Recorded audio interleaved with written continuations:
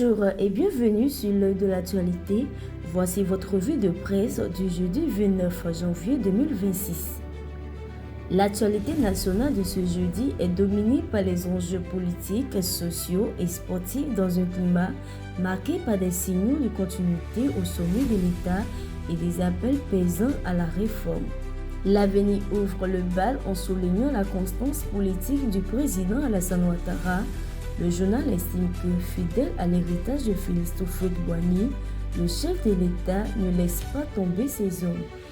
Les récentes nominations de Tchamba Laurent, Kobina Kwasi Adjumani et Bouaké Fofana à la présidence sont perçues comme la preuve d'une loyauté assumée envers ses collaborateurs de longue date.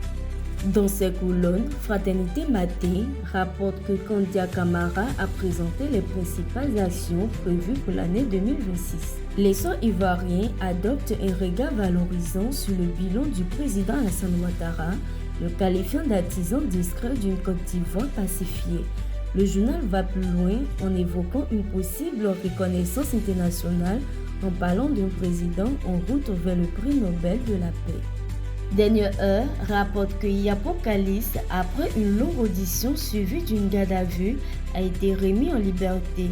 Son procès est prévu pour le 20 février 2026, une échéance judiciaire déjà très suivie.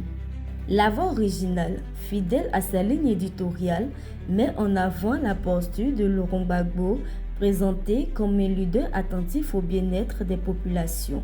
Le journal insiste sur ses prises de position concernant la vie chère, la situation des prisonniers politiques et ses actions sociales.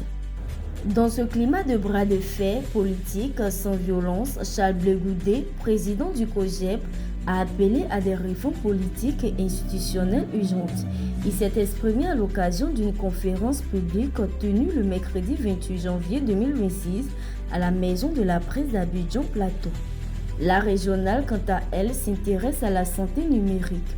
Le quotidien revient sur les obstacles à la régionalisation de ce secteur stratégique avec l'analyse de Christian Polo, enseignant-chercheur et expert en droit du numérique.